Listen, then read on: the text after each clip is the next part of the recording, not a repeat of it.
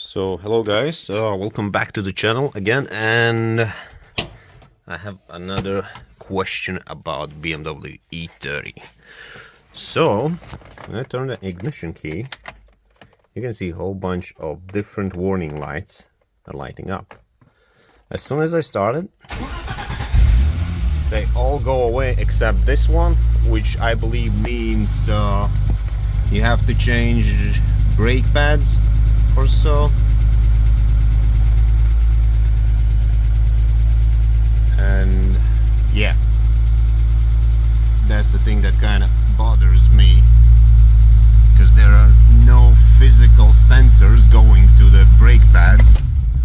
Let's just turn this on off.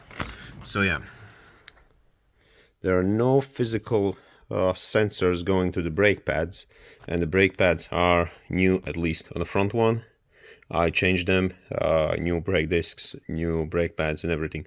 Still get this annoying warning light. So yeah, as you can see, this one.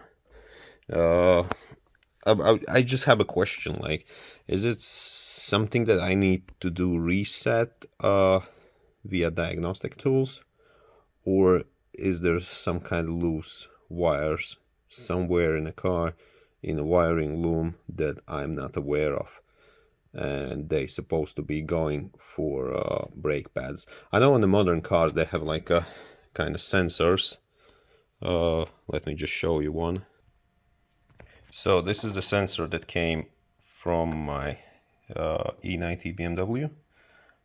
As you can see, looks perfectly fine, but I decided to change it anyways because kind of looks old and tired. But yeah, there's no physical sensors on E30. And just have a question: is it possible to kind of reset that light, or my other idea is just to pull out the instrument cluster and just delete the light? And if I do that, if I just remove the light bulb, will it affect something on the car? We'll basically, like, removing this light bulb from brake disc pad warning light will do some kind of changes to the system, or like ECU or whatever it is, or in any way gonna affect the car. Because I know for a battery light, if the bulb burns out, there's no charge from alternator, which is kind of weird design from BMW. But yeah, I'm not sure about this light, and if you have some suggestions from your own experiences or knowledges or something like that, feel free to write down in the comment section down below.